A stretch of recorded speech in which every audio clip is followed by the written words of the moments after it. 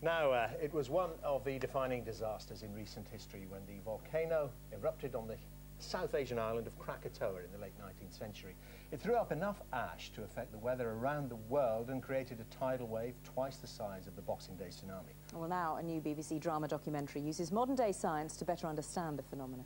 In a moment, we're going to meet the actress Olivia Williams, who plays the wife of the Dutch island commander, and one of the scientific advisors, Professor Nick Petford. So first, let's have a look at one of the clips from the programme. On August the 26th, 1883, the tiny volcanic island of Krakatoa erupted, creating one of the worst natural disasters in recorded history. In less than 48 hours, it destroyed hundreds of towns and villages and left more than 36,000 people dead.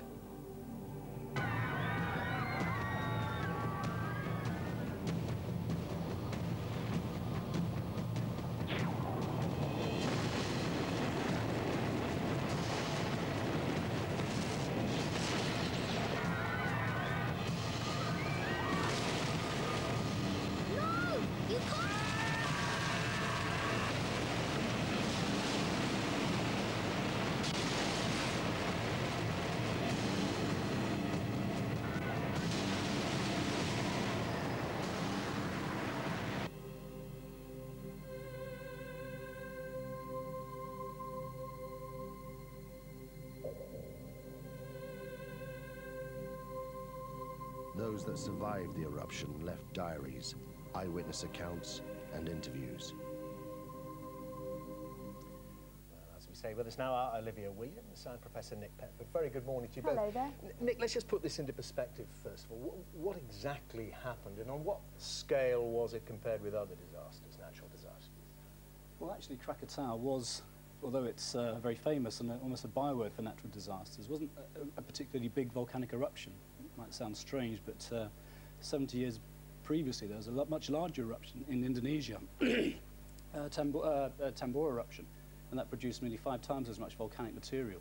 But that wasn't known about, really, in the Western world because of the lack of communications. What happened between the Tambora eruption and Krakatoa was that the world became networked. I mean, people think the internet is a new thing, but in fact the undersea cables, the telegraph poles that ran from Jakarta to Paris and then ultimately to New York allowed the 1883 eruption to be monitored in real time around the world, and it caused mass media interest. And so it's the first kind of modern disaster that people knew about around the world in more or less real time. And what's interesting about watching the film as well is that people can see, the way it's dramatised, people can see that Krakatoa, something's going on, there's smoke rising, and Olivia, it's only your character that thinks, oh, something's going to happen. Everybody else is saying it's too far away, nothing will occur. Well, what was attractive about the role was that it wasn't an emotional account she was asked for. It wasn't sort of Daily Mail saying, how did this make you feel? It was a scientific, it was the first beginnings of scientific research, and she said the sky went green and the birds wouldn't settle, the hens wouldn't lay. I knew something was up.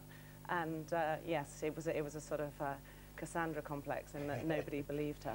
Nick was right there, wasn't it? I mean, it has kind of passed all the way down the generations to this age. You used the phrase, you know, someone erupted like Krakatoa. We didn't really know what exactly went on. How much did you know about it, really? I knew nothing. I knew an extraordinary fact, which is all the sunsets of Turner's paintings were caused by the dust in Krakatoa. So these amazing pictures of Waterloo Bridge in the sunset were one of the effects of the ash cloud.